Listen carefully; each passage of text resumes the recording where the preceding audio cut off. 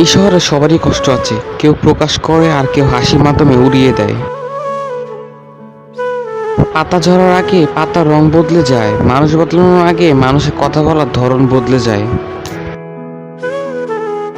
এই ব্যস্ত শহরটা যেমন ছিল তেমনই থাকবে, শুধু বদলে যাবে কিছু গল্প, কিছু স্মৃতি।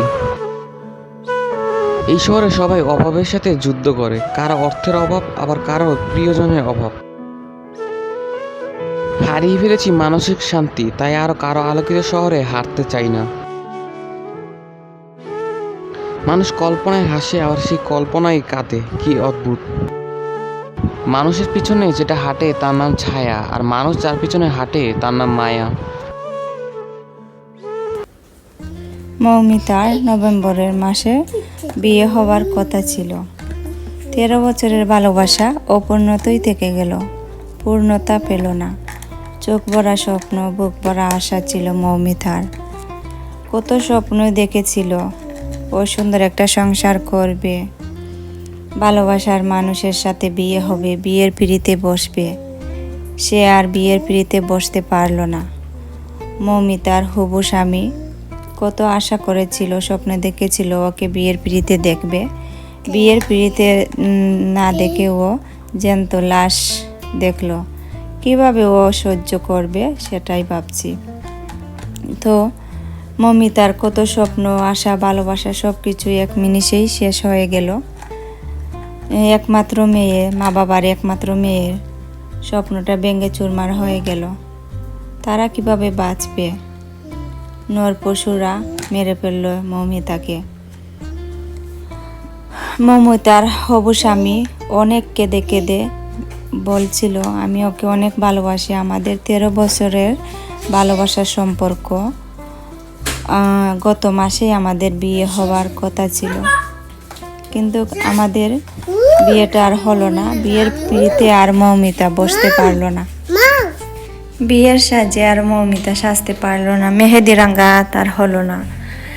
একটা মানুষ কিভাবে যে এত কাপুরুষ হতে পারে, এত নির্মম নৃশংসভাবে যে মানুষকে হত্যা করতে পারে, কিভাবে যে মানুষ হয়ে মানুষের সাথে মানুষে এভাবে করে, কিছু বুঝতে পারি না।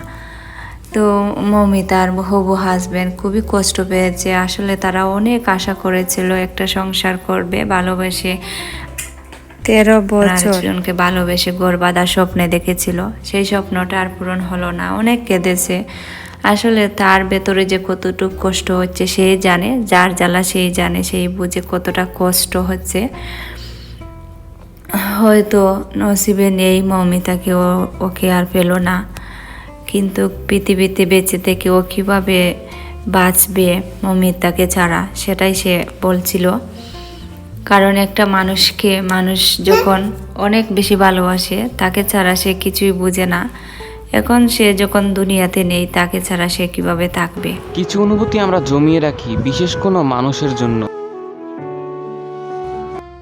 তো যাই হোক, হয়তো এটা কোনো পরিকল্পনিতভাবে এই ঘটনাটা ঘটানো হয়েছে। তো জানি না শেষ পর্যন্ত কি হবে।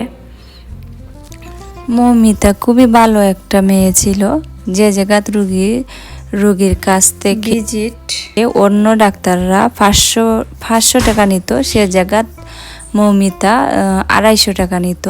খুবই ভালো একটা মেয়ে ছিল, আর মানুষের সাথে খুবই ভালো একটা ব্যবহার করত, আর রুগীদেরকে অনেক সেবা যত্ন করত।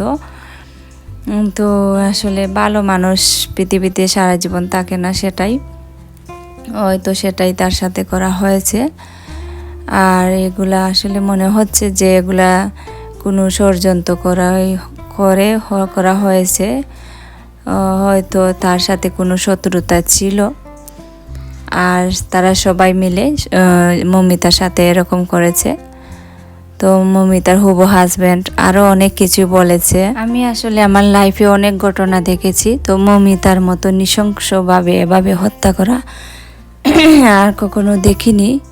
তো এত বাজেভাবে মৌমিতার সাথে কারা ব্যবহার করে ওকে হত্যা করা হয়েছে। মৌমিতাকে দেখলে আসলে খুবই কষ্ট লাগে, এত মায়াবী চেহারা দেখলে ভিতর থেকে খুবই কষ্ট আসে। আর মৌমিতার বাবা মা কিভাবে সহ্য করবে? হায়রে, একটা মাত্র মেয়ে ছিল তাদের, মেয়েটাকে হারিয়ে ফেললো।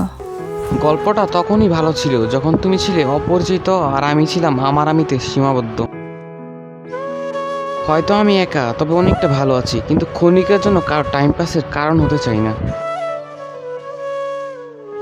জীবনটা কবেই মুক্তি পেয়ে যেত যদি না ধর্মে আত্মহত্যা নিষেধ না হতো। আমার জন্য তুমি যথেষ্ট ছিলে, হয়তো তোমার জন্য আমি ছিলাম না। কিছু সম্পর্কগুলো ভাঙার কোনো কারণ থাকে না, তবু সম্পর্কগুলো নষ্ট হয়ে যায়। আমি মানুষ চিনেছি মানুষের বিভিন্ন রূপ।